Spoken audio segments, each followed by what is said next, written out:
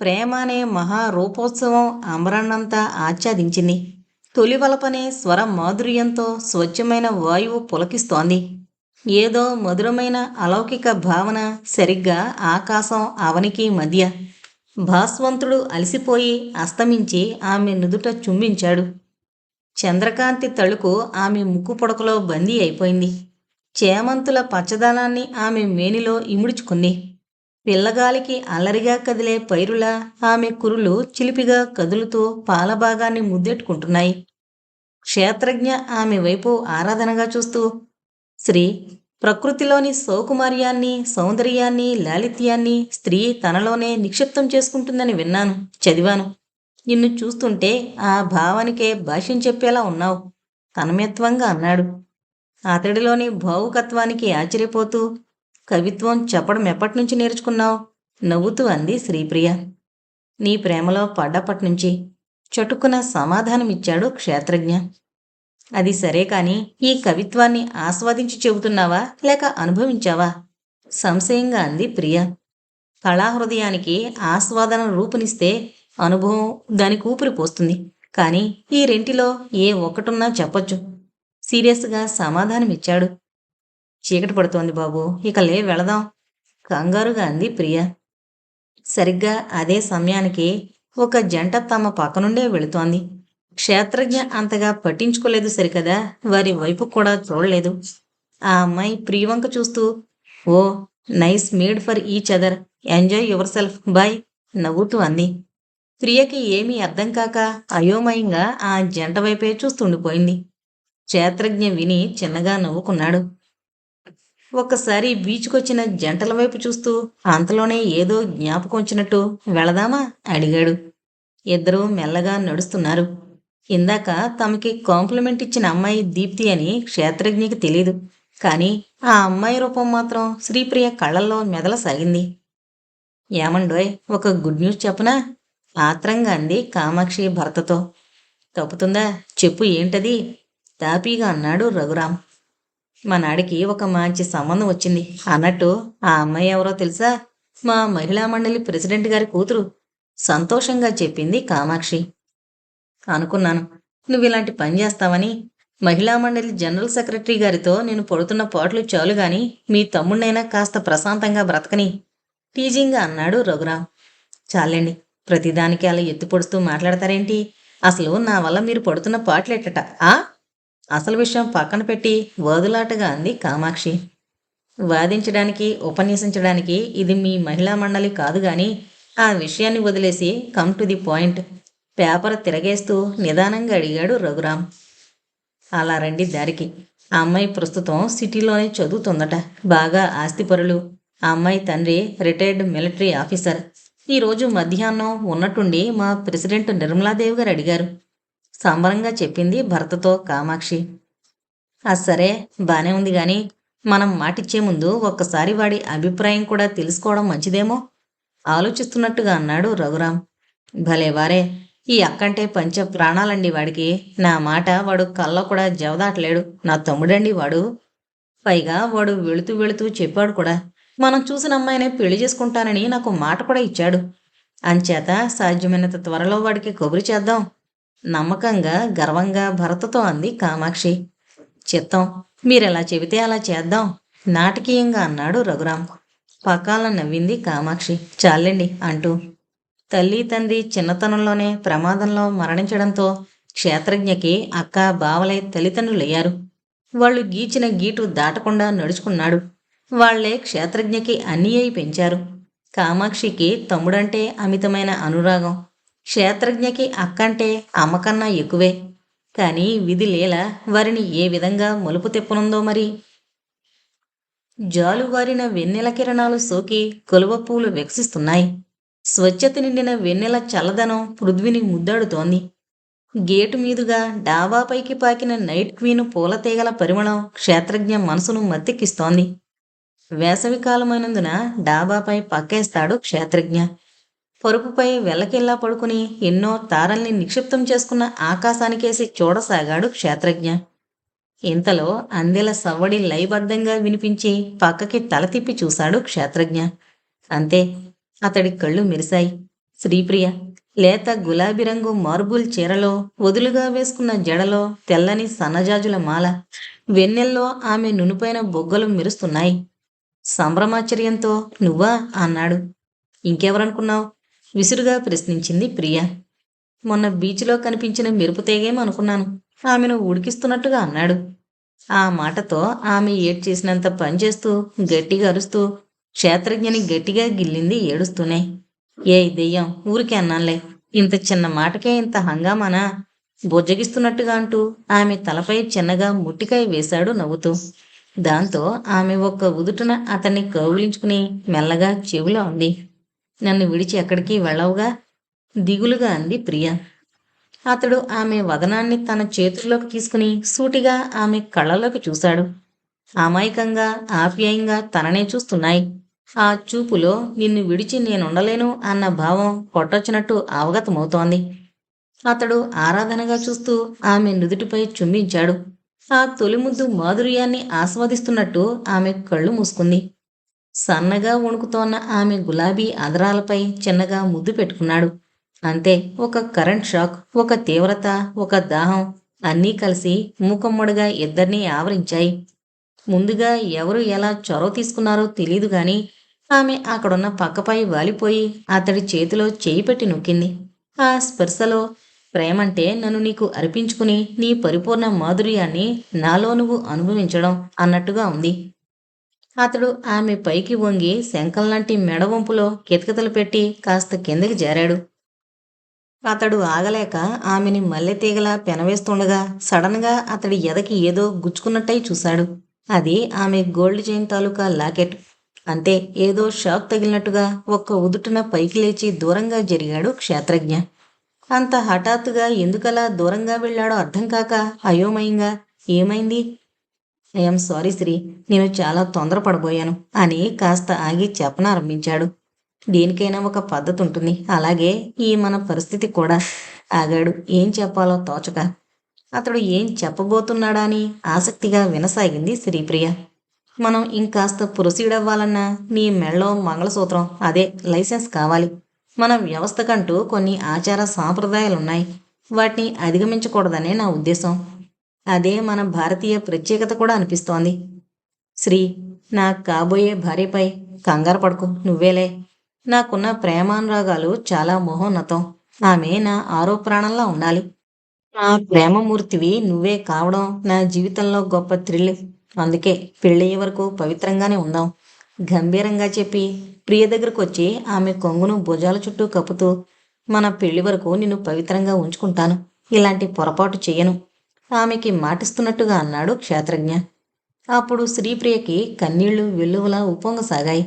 ఒంటరిగా కనిపించే ఆడదాన్ని కాకాపట్టి వల్లో వేసుకుని ఆమె శరీరాన్ని దోచుకునే మగాళ్ళున్న ఈ రోజుల్లో అందమైన కన్నెపిల్ల బయటికి వెళితే చాలు, ఆకలిగా కొరికేసేలా చూస్తూ అవకాశం వస్తే ఆమెని తాకాలని ఆరాటపడే ప్రబుద్ధులున్న ఈ కాలంలో క్షేత్రజ్ఞలాంటి మంచి కాదు, మహోన్నత వ్యక్తిత్వం ఉన్న అబ్బాయి తనకు కాబోయే భర్త కావడం ఎంత అదృష్టం. తను పెళ్లి కాకుండానే కన్నెపిల్ల పరిధి దాటి ప్రవర్తించబోయింది. నిజానికి అతడు తన చెయ్యిని చూసి ఎందుకు దూరం జరిగాడో అర్థమైంది. మంగళసూత్రం లేకుండా తనకి లొంగిపోవడం ఇష్టం లేక. అతడి పాదాల దగ్గర కూర్చుని ఆమె కన్నీటితో అభిషేకిస్తుంటే అతడు నెమ్మదిగా పైకి లేవనెత్తి ఆమె తలని ఆప్యాయంగా నిమురుతూ, ఏయ్ ముద్దమ్మాయి, ఇప్పుడేమైందని ఈ కన్నీరు? బాబోయ్, ఈ టెన్షన్ని భరించడం నా వల్ల కాదు గాని రేపే మా ఊరెళ్ళి మా అక్క బావలతో మన విషయం చెప్పేస్తాను అనునయంగా అన్నాడు క్షేత్రజ్ఞ. అతడి మనస్తత్వం ఆమె మనసుకి క్షణక్షణం ఎవరెస్ట్లా ఎదిగిపోతుంటే అతడిని ఆరాధనగా చూస్తుండిపోయింది. అబ్బా, ఆ చూపేంటి మూగమ్మాయిలా? వెళ్ళి పడుకో అమ్మాయి, చాలా రాత్రి అయింది అన్నట్టు అమ్మ నాన్నగారు ఇంట్లో లేరా? ఆశ్చర్యంగా అడిగాడు క్షేత్రజ్ఞ. లేరన్నట్టుగా అడ్డంగా తలూపి మేడపై నుండి వెళ్ళిపోయింది శ్రీప్రియ. ప్రియలో ఎన్నడూ లేని మార్పేదో కనిపిస్తోంది. ఎలా అంటే ఆమె 20 ఏళ్లలో ఎప్పుడూ కలగని మార్పు. తనలో తనే ఏవో మాట్లాడుకుంటూ అంతలోనే నవ్వుకుంటోంది. వేళకి సరిగ్గా భోంచేయడం లేదు. ఆమె రూంలో రాత్రి వరకు లైటు వెలుగుతూనే ఉంటుంది. ఎప్పుడు నిద్రపోతుందో తెలీదు. అసలు నిద్రపోతుందో లేదో కూడా తెలీదు. ఏమైంది ఈ అమ్మాయికి? ఉన్నట్టుండి ఇంత గంభీరంగా ఎలా మారిపోయింది? ఎందుకు మారిపోయింది? గేటు చప్పుడు కాగానే ఒక్క ఉదుటున లేచి బయటకొస్తోంది. దీర్ఘాలోచనలో పడిపోయారు శర్మగారు. కూతురు గురించే ఆలోచిస్తూ కూర్చున్నారు. ఆయన ఆలోచనలకు ఆజ్యం పోస్తున్నట్టుగా ఇంతలో పూర్ణమ్మ భర్తతో, ఏమండి, మన అమ్మాయి వాలకం చూస్తుంటే మీకేమనిపిస్తోంది? ఆమె కూడా అదే విషయమై ఆలోచిస్తూ అంది. నేను అదే అనుకుంటున్నాను పూర్ణ, విచారంగా అన్నారాయన. మనింట్లో అద్దెకున్న అబ్బాయితో చనువు బాగా పెరిగిపోయింది దానికి. ఈ వ్యవహారం మించకముందే దానికో మంచి సంబంధం చూడండి.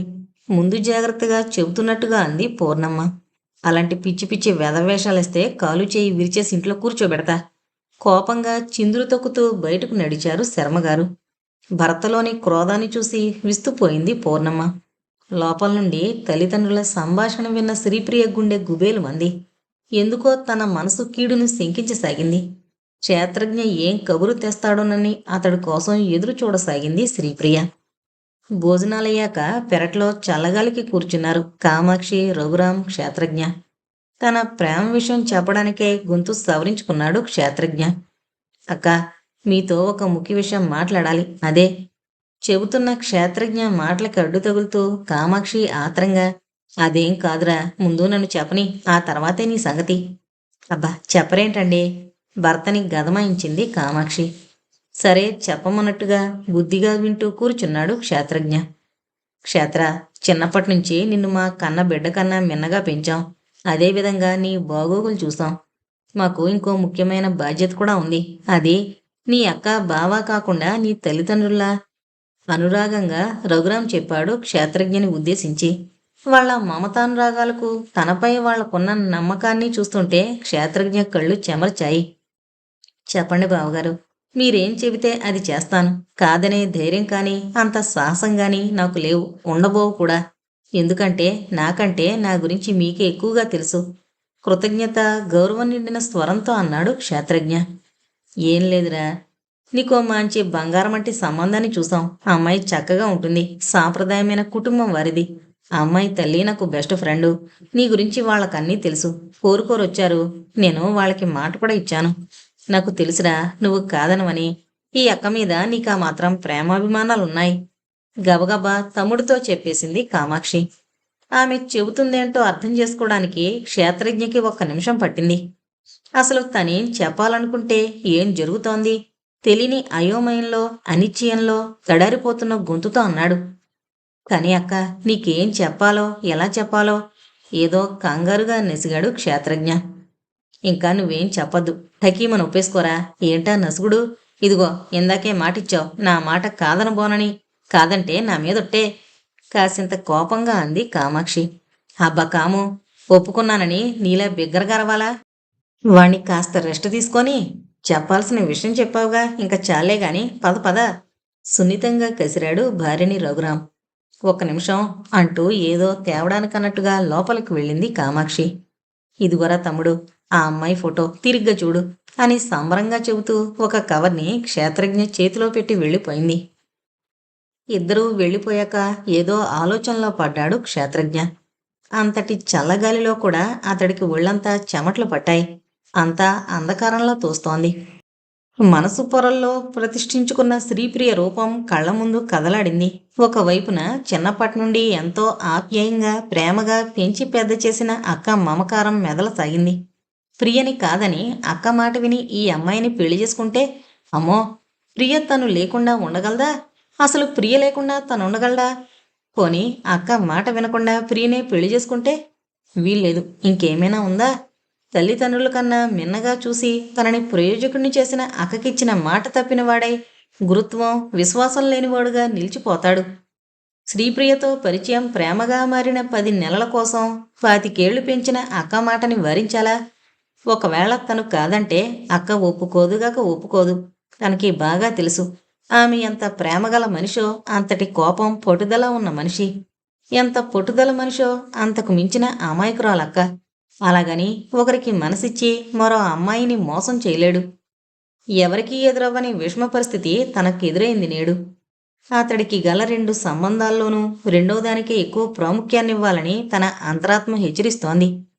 తనకి ఇంకో 1 నెల రోజులు టైం ఇవ్వమని, ఈలోగా ఆలోచించుకుని ఒక నిర్ణయానికొస్తే సరి. అక్కని ఎలాగైనా అడగాలి. తొందరపాటుతో తప్పుడు నిర్ణయాలు తీసుకుంటే జీవితాంతం బాధపడాల్సింది తనే. ఈ ఆలోచన రాగానే అతడి మనసు కాస్త కుదుటపడి నిద్రకుపక్రమించాడు. కళ్ళు మూసుకున్నాడో లేదో, ఆ కళ్ళల్లో ప్రియ నవ్వుతూ కొంటిగా తననే చూస్తోంది. ఆమె చేతులను చాచి తనని పిలుస్తోంది. ఇంతలో ఎవరో ఆమెని లాక్కెళుతున్నారు. తనకి దూరంగా, చాలా చాలా దూరంగా. దిగ్గున లేచి కూర్చున్నాడు క్షేత్రజ్ఞ. చుట్టూ చూశాడు. ఎవరూ లేరు. చిన్నగా నవ్వి మళ్ళీ పడుకున్నాడు. కాని ఆ కలలో గల ఆంతర్యమే తనకి ఎదురవబోతోందని అతడికి ఆ క్షణంలో తెలీదు. ఇక్కడ పరిస్థితి చాలా తీవ్రంగా ఉంది. ఆ రోజు శ్రీప్రియ తన తల్లితో ప్రేమ విషయం చెప్పింది తొందరపడి. దాంతో పూర్ణమ్మ శర్మగారితో చెప్పడం, ఆయన ప్రీపై చేయి చేసుకోవడం ఇవన్నీ ఒక్క రోజులోనే జరిగిపోయాయి. శర్మగారు క్షేత్రజ్ఞ రాకకై నిప్పులు కక్కుతున్న కళ్ళతో ఎదురు చూస్తున్నాడు. అతడొచ్చాక బాగా బుద్ధి చెప్పి ఇంటి నుండి తెరమెయ్యాలని అనుకున్నాడు. ఇకపోతే శ్రీప్రియ సంగతి చాలా దారుణంగా ఉంది. శోకదేవతకు ప్రతీకలా ఉందామె. ఏం జరగనుందోనన్న ఉద్విగ్నంలో పడిపోయింది ప్రియ. ఇంతలో కిర్రుమన్న గేటు శబ్దానికి అటువైపు చూశాడు శర్మ. క్షేత్రజ్ఞ మామూలుగా నవ్వుతూ లోపలికొస్తున్నాడు. ఆగు! కంగుమన్నట్టుగా అన్నాడు శర్మ క్షేత్రజ్ఞని ఉద్దేశించి. అతనికేమీ అర్థం కాని సందిగ్ధంలో పడిపోయి అప్రయత్నంగా ఆగి, ఏంటండి, ఏం జరిగింది, ఎందుకలా అన్నారు? అమాయకంగా అడిగాడు క్షేత్రజ్ఞ. ఇంకా ఏం జరగాలి? ఏమీ తెలియని అమాయకుల్లా మాట్లాడుకు. నా కూతుర్ని వల్లో వేసుకుని దాన్ని లేపుకుపోదామనుకున్నావా? అసలు నా కూతురితో నీకు పొంతనే లేదు. ఏదో మంచి కుర్రాళ్ళు అనిపించి ఇల్లు అద్దెకిచ్చానే గాని ఇలాంటి వెధవేషాలేస్తావని తెలిస్తే నా ఇంటి వాకిట్లో కూడా రానివ్వకుండా తరిమేసేవాణ్ణి. తల్లి తండ్రి లేని నీకు, ఎక్కడెక్కడో గాలి తిరుగులు తిరిగే నీకు బంగారం లాంటి నా కూతురే దొరికిందా? ఇలాంటి ఆకతాయిల గుణం నాకు బాగా తెలుసు. అంతలా కావాలంటే బయట చాలా మంది దొరుకుతారు. అర్థమైందా? తక్షణం నా ఇల్లు ఖాళీ చేసి వెనక్కి చూడకుండా వెళ్ళిపో. మళ్ళీ ఈ పొలిమేరలో గాని నా ఇంటి ఛాయల్లో గాని కనిపించావో ఏం చేస్తానో నాకే తెలీదు. ఆవేశంగా రొప్పుతూ తోటాలాంటి మాటల వర్షం కురిపించారు శర్మగారు. ఆ మాటలకి ఆవేశంగా రెచ్చిపోయి మాట్లాడలేదు క్షేత్రజ్ఞ. వాళ్ల ముందే శ్రీప్రియని పిలిచి తప్పంతా నా ఒక్కడిదేనా అని నిలదీయలేదు కూడా. నెమ్మదిగా తలెత్తి అదే చిరునవ్వుతో, పెద్దవారు, మిమ్మల్ని ఎదిరించి ఏ కాని పని మేం చేయలేదు. సరే, ప్రేమించడమే మేము చేసిన తప్పైతే నిజంగానే నన్ను క్షమించమని వేడుకుంటున్నాను. మీ ఉద్దేశంలో నేను గాలి మనిషినే అయ్యుండొచ్చు. కానీ మనసు లేని, సాంప్రదాయం లేని జులాయి వెధవని మాత్రం కాదు. సరే అయితే, సరిగ్గా 10 రోజుల్లాగా నా పెళ్లి పత్రిక మీకొస్తుంది. ఆ కంగారు పడకండి, మీ అమ్మాయితో కాదు. మీ ఆజ్ఞ ప్రకారం ఇప్పుడే నేను రూము ఖాళీ చేస్తాను. బట్ చిన్న రిక్వెస్ట్ సార్, ఒకే ఒక్కసారి ప్రియతో మాట్లాడతాను. ఎక్కడో కాదు, మీ ముందే మాట్లాడతాను, ప్లీజ్. దీనంగా గదగద స్వరంతో అన్నాడు క్షేత్రజ్ఞ. ప్రియా! లోపలకు ఒక్క కేక వేశారు శర్మగారు. నెమ్మదిగా బయటకొచ్చింది. ఆమె ముఖమంతా పాలిపోయింది. బాగా ఏడవడం వల్ల కళ్ళన్నీ ఉబ్బినట్టున్నాయి. జుట్టంతా పిచ్చిదాన్లా రేగిపోయింది. అన్ని మాటలొచ్చి కూడా మోగదాన్లా, జడ్జి ముందు ముద్దాయిలా, తండ్రి ముందు మౌనంగా నిల్చుని ఒక్కసారి క్షేత్రజ్ఞకేసి చూసింది. ఆ చూపులో భావం లేదు. కన్నీళ్లు ఆమె చెక్కిళ్ల మీదుగా జాలువారుతూనే ఉన్నాయి. ప్రియా, నన్ను క్షమించు. కథల్లో ముగింపుకి అనుగుణంగా ఎలా అంటే అలా రాయొచ్చు. కానీ మన నుదిటి రాతలు మాత్రం మార్పు చేసి రాయలేంగా. మనకి జన్మనిచ్చిన తల్లిదండ్రుల మనసు నొప్పించడం బాగోదు. అనుకున్నవన్నీ అక్షరాలా జరిగితే అది జీవితం ఎలా అవుతుంది? మరుజన్మంటూ ఉంటే అప్పుడు.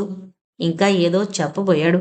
అంతలోనే శర్మగారు అడ్డు తగులుతూ, ఇంక చాలే, లెక్చర్ ఆపి బయలుదేరు కర్కశంగా అన్నారు. ఒక్కసారి శ్రీప్రియని కళ్ళారా చూసి వెళ్ళలేక, వెళ్ళాలని, వెళ్ళక తప్పదని వెళుతూ, ఆల్ ది బెస్ట్ శ్రీ గద్గదంగా చెప్పి వెనుతిరిగాడు. శ్రీప్రియకి శాశ్వతంగా. అతడు వెళ్ళిన వైపే అచేతనంగా చూస్తూ ఉన్నచోటే చెతికిలబడిపోయింది ప్రియ. ఆమెకిప్పుడు కన్నీళ్లు రావడం లేదు. మనసులో శతకోటి ప్రశ్నల ప్రవాహం ఉప్పొంగుతోంది. అసలు ఎందుకిలా జరిగింది? అతడు ఎందుకలా చేతకాని వాళ్ళ వెనక్కి వెళ్ళిపోయాడు? తనకి బాగా తెలుసు. తనంటే అతనికి పంచ ప్రాణాలు. మరి అలా తనని కాదని పరిస్థితులకు బానిసలా ఎందుకయ్యాడు? పోనీ టైంపాస్కి లవ్ గేమ్ ఆడా? అలా కావడానికి వీల్లేదు. ఎందుకంటే అతను అలాంటి వాడే అయితే ఆ రాత్రి తనని స్వార్థానికి వాడుకునేవాడు. మరెందుకిలా జరిగింది? అయినా తను కూడా పెద్దల్ని ఎదిరించలేక ఇలా కట్టుబాట్లకు లోనైందేమిటి? ఎవరో అన్నట్లు ప్రేమించడానికి ధైర్యం అనే అర్హత కావాలట. అది లేకపోతే ప్రేమ అనే ఊబిలోకి దిగి లేవలేరు. ఆలోచిస్తున్న కొద్దీ క్షేత్రజ్ఞ తన మదికి అర్థం కాని పజిల్లా తయారయ్యాడు. లాభం లేదు. తను కూడా ఇలా పరిస్థితులకి బానిసై ఏడుస్తూ కూర్చోకూడదు. చిరాకు, అసహనం తనని చుట్టుముడుతున్నాయి. ఎంతగా అంటే ఎవరినైనా ఎడాపెడా కొట్టాలనిపిస్తోంది. చాలా బిగ్గరగా దిక్కులు పికటిల్లేలా అరవాలనిపిస్తోంది. క్షేత్రజ్ఞ అవకాశవాది మాత్రం కాదని తన అంతరాత్మ పదే పదే చెబుతోంది. ఏదైతేనేం అతను వేరే అమ్మాయిని పెళ్లి చేసుకోబోతున్నాడన్నమాట. ఈ విషయమై ఇంకా ఆలోచిస్తే తనకి పిచ్చెక్కడం ఖాయం. సాధించాలి, ఏదైనా సాధించి తీరాలి. జీవితాన్ని ఒక ఛాలెంజ్లా తీసుకోవాలి. మనసులో స్థిరంగా ఒక నిర్ణయానికి వచ్చినట్టుగా ప్రతిజ్ఞ చేసుకుంది. తప్పదు. గతమంతా తన అంతరంగాల్లోంచి నిష్క్రమింపజేయాలి. లేకపోతే ఈ అమ్మాయికి అన్యాయం చేసిన వాడవుతాడు. అన్నీ మన మంచికే జరుగుతాయంటారు. అలా అనుకోవడం కన్నా చేయగలిగిందేమీ లేదు. భార్యని తన హృదయంలో ఉన్నతంగా అధిష్ఠించుకున్నాడు. తనని నమ్ముకున్న అర్ధాంగికి ఇక మీదట తన ప్రేమానురాగాలను అందివ్వడం ప్రథమ కర్తవ్యం. ప్రియ మనసులో తనెంతగా నిందించిందో, కానీ తనని అపార్థం చేసుకోదని అనిపిస్తోంది. తన జీవితంలో అసంకల్పితంగా అనుకోని విధంగా శ్రీప్రియ తన మదిలోకి ఆగమనం చేయడం, తన ప్రేమని పెద్దలు నిరాకరించడం, వేరే అమ్మాయి మెళ్ళలో తాళి కట్టడం అన్నీ కలలా జరిగిపోయాయి. లాభం లేదు. తన మనసు తనకి ఎదురు తిరగకుండా అదుపులో పెట్టుకోవాలి. యుద్ధానికి వెళ్లబోయే వీర సైనికుడు బంధాలని తెంచుకుని వెళ్ళినట్టుగా క్షేత్రజ్ఞ కూడా శ్రీప్రియ జ్ఞాపకాల్ని మదిలో నుండి వెలివేయడానికి శతవిధాలా ప్రయత్నిస్తున్నాడు. ఇంతలో గుమ్మంలో గాజుల గలగలలు వినిపించి తలెత్తి అటువైపు చూశాడు క్షేత్రజ్ఞ.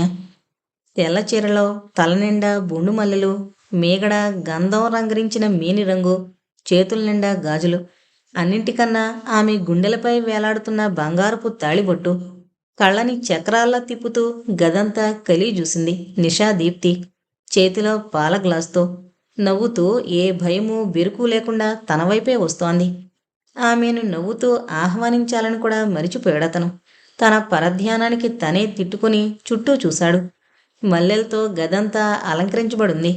హాయ్ అని చిన్నగా విష్ చేసిందామె. ఒక్కసారి ఆమెని పరికించి చూశాడు. పెళ్లిలో కూడా అసలు ఆ అమ్మాయి ముఖమే చూడలేదు. అందంగానే ఉందనిపించింది. అతడు నవ్వుతూ ఆమె చేయి పట్టుకుని తన పక్కనే కూర్చోబెట్టుకున్నాడు. నేను నీకు నచ్చానా? ఎందుకంటే తమది పెళ్లి చూపులు జరగకుండానే పెళ్ళైపోయింది కాబట్టి. నచ్చారు గనుకనే మెచ్చాను.